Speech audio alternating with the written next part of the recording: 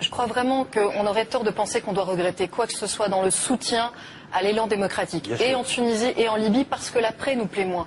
C'est deux choses complètement différentes.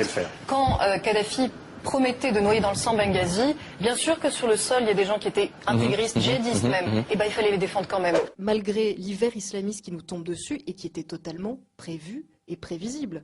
Moi, quand j'ai soutenu le printemps démocratique, je l'ai soutenu en sachant que l'état d'après, c'était ce qui se passe maintenant. Qu'ils ne comprennent toujours pas, et là il y a un problème avec l'école, il y a un problème de culture générale, il y a un problème de pédagogie à faire dans le débat public. Ils ne comprennent toujours pas que dans un pays où on a exterminé 6 millions de juifs, c'est normal qu'on soit très sensible à l'antisémitisme, et dans un pays qu'on soit hétérosexuel ou homosexuel n'a rien à voir. Il y a des hétérosexuels qui font des enfants très tordus, très délinquants, même dans 98% des cas, c'est ce qui se passe. Nicolas Dupont-Aignan, je les ai vus de très près, j'ai même vu leurs chaussures de très près. Croyez-moi. Vous avez vu leurs chaussures? J'y suis allée, oui, quand ils m'ont passé à tabac notamment, et j'étais allée la veille aussi. Oui, mais ça, oui, ça, oui, vous savez pardon. que c'est pas vrai. Ah bon, c'est pas. Qu'est-ce qui est pas vrai? Pardon, qu'est-ce qui est pas vrai? Je me suis fait tabasser, c'est pas vrai? Qui vous ont passé à tabac. Pardon? Non, c'est pas vrai. Vous plaisantez, Madame Bourges? Synergie qui m'ont passé à tabac, vous plaisantez, vous voulez voir mon bleu, vous voulez voir ce que j'ai au cervical, les 20 séances de kiné que j'ai depuis déjà des mois. Vous osez dire qu'il y a des images qui existent que je n'ai pas été passée à tabac? En Europe, comme en Europe. Oui, donc il faut militer pour des lieux où c'est sain, où on pourra aller à la piscine en respectant nos principes éthiques. Mais exactement, laissez-moi terminer mon interprétation, parce que c'est effectivement ce que je dis. Mais si vous alliez jusqu'au bout de mon raisonnement, quand vous savez quels sont les préceptes de l'islam, et quand vous savez que ma méthode, elle est toujours de rappeler les préceptes et d'aller vers une orientation de leur interprétation, est-ce que je ne veux pas que les femmes fassent du sport, aillent à la piscine et aient une vie sociale? Non, c'est le contraire. Elles peuvent aller à la piscine mixte? Non mais attendez, elles peuvent aller c'est pas à vous de piscine décider. Mixte. C'est pas à vous de décider. Est-ce que des femmes françaises peuvent aller dans une piscine femme française qui... Laissez-moi terminer. Parce que si vous ne pouvez pas m'entendre dans ma réponse, ça ne sert à rien de poser les questions. Donc là, ma réponse, elle est claire. Toute femme, musulmane ou non, qui veut aller dans une piscine mixte, elle peut y aller, elle y va. Une femme qui ne veut pas y aller, vous allez le lui imposer. Une femme qui... Mais laissez-moi... je parle à qui, moi? Je parle à Jules de chez Schmitt d'en face? Je parle à des musulmans dans une mosquée. Et dans des musulmans dans une mosquée, ils ont une morale. Est-ce que je dis aux hommes, s'il vous plaît...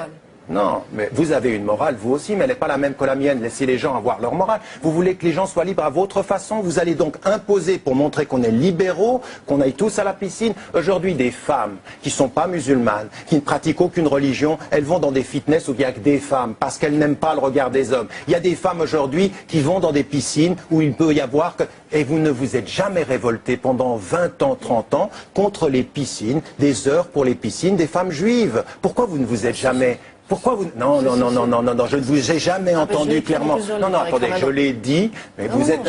Attendez, vous l'avez écrit, vous êtes insurgé contre ce qui a pu se passer dans certaines villes, non. Vous êtes... Attendez, oui, vous êtes insurgé contre ce qui s'est passé dans les piscines, 1 heure de nudistes dans certaines piscines. Pourquoi? Quand on n'était pas au courant. Ah, vous n'étiez pas au courant? Vous parlez beaucoup, mais j'aimerais bien répondre. Dans Être musulman européen... Laissez-lui finir sa phrase, je vous donne la parole tout de suite après. Dans plusieurs de ses ouvrages, il présente le réformisme libéral comme une forme d'assimilation et d'occidentalisation. Les musulmans laïcs, pour lui, sont des musulmans sans l'islam. Et je ne parlais pas d'Ayaan Hirsi Ali, je parle de musulmans comme Leila Babès, comme d'autres, des musulmans qui ont tout simplement une conception de la laïcité. Il y a même des fondamentalistes. Il y a même des fondamentalistes comme Tarek Oubrou, qui ont une vision de la charia de la minorité beaucoup plus compatible avec la laïcité que Tariq Ramadan qui s'y oppose. Vous récupérez, monsieur... Je ne récupère pas, mais je note qu'il y a une différence entre vos deux. Dites-nous à chaque fois de qui il s'agit, parce qu'on ne sait pas toujours. Un prédicateur de l'OIF qui est plus laïque que monsieur Ramadan. D'accord. Bon, moi, encore une fois, c'est vous qui déterminez du haut de votre grandeur qui est laïque ou pas, mais du haut de ma petitesse, parce que ce qui est tout à fait sidérant quand même, c'est que dans votre livre, on le lit, Tariq Ramadan est un mauvais théologien, c'est un penseur de seconde zone. Vous me dites, si, les études de théologie, je les ai faites, mais ça, vous le savez pas. Sur la Leicester Foundation, c'est pas vraiment une référence. Non, mais oui, mais mes études en Égypte, vous n'en savez rien. Un campus qui a mené campagne contre Salman Rushdie, où les allées s'appellent Maududi et Vous écoutez ce que je vous dis maintenant, penseurs s'il vous plaît. ultra-radicaux. Non, je vais vous dire une chose. Je vais vous dire une chose.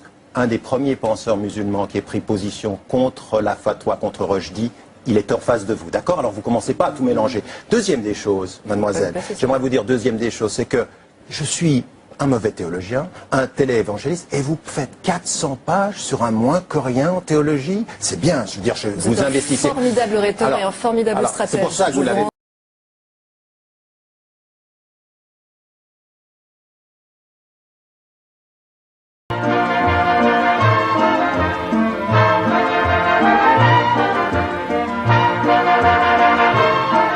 Oui, Oui, bah ça c'est des bons signes. Voilà, quand on est décoré de la Légion d'honneur, quand on est décoré des arts et lettres, c'est pour service rendu à l'appareil d'État, à la machine de domination, quoi.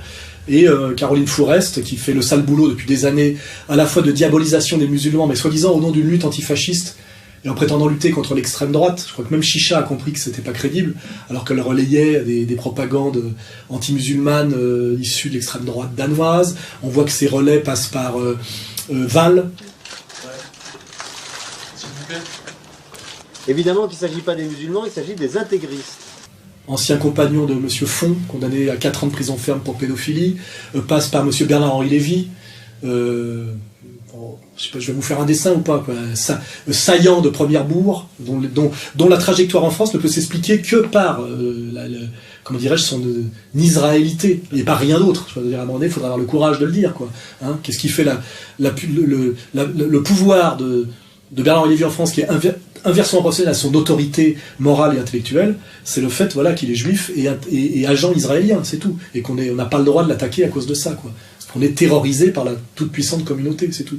Alors on l'attaque, mais toujours par le seigneur et maître des faussaires. Les intellectuels faussaires, ainsi le titre. Oui, enfin, là, je veux dire, c'est des choses que tout le monde sait, comme d'autres trucs. Tout le monde sait qu'il baratine en permanence. Et néanmoins, il est incontournable. Il a inventé des fausses missions. Il s'est dit Amin Massoud, c'était pas vrai. Il s'est emparé du cas de Daniel Pearl. La veuve de Daniel Pearl a dit, c'est un homme dont l'ego a détruit l'intelligence, etc., etc. Mais il fait peur. Il fait peur à tout le monde.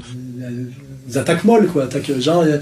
On a quand même remarqué que tout son pouvoir venait du fait qu'il s'appelait Bernard-Henri Lévy et qu'il était, comment dirais-je, inconditionnellement l'agent israélien permanent tout le temps dans tout ce qu'il faisait depuis 1977. Attendez, je suis plus que très attaché, je suis inconditionnellement attaché à Israël. Je suis un ami inconditionnel d'Israël.